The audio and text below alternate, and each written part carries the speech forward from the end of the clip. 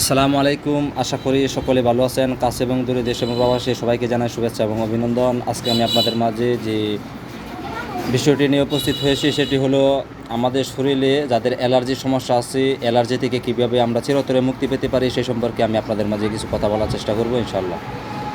আমাদের শরীরে যাদের অ্যালার্জি আছে প্রচুর শরীর চুলকায়। আমাদের ওষুধ খেলে হয়তো আমরা ওষুধ খেলে সাময়িকভাবে বন্ধ থাকে, পরবর্তীতে আবার পুনরায় অ্যালার্জির সমস্যা দেখা দেয়। যদি এরকম সমস্যা দেখা দেয় তাহলে সেই চিকিৎসা কি হোমিওপ্যাথি ওষুধের দ্বারা ভালো হবে কি না সেই সম্পর্কে আমি আপনাদের কাছে কথা বলবো। বিশেষ করে আমি বলবো, যদি আপনাদের শরীরে যদি অ্যালার্জির সমস্যা মাত্রা বেশি থাকে, যেটাকে আর্টিকা রোগ বলা হয়, আপনার ব্লাড টেস্ট করাইতে পারেন।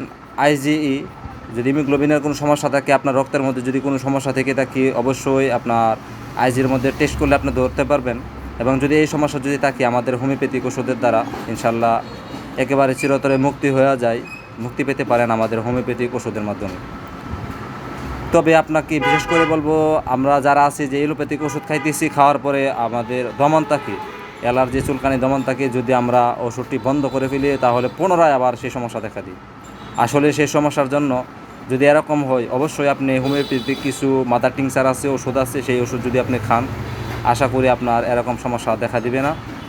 ইনশাল্লাহ আপনার চিরতরে ভালো হয়ে যাবেন।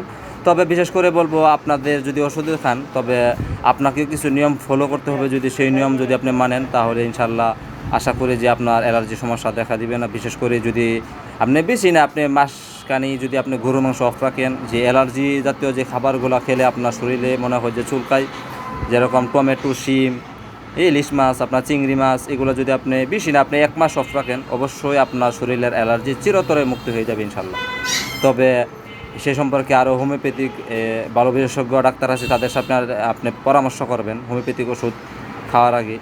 তারা যে বিষয়ে সাজেস্ট করবে সেই বিষয়ে ওষুধ খাওয়ার চেষ্টা করবেন। আশা করি আপনার রোগটা চিরতরে মুক্তি পেতে পারেন ইনশাল্লাহ।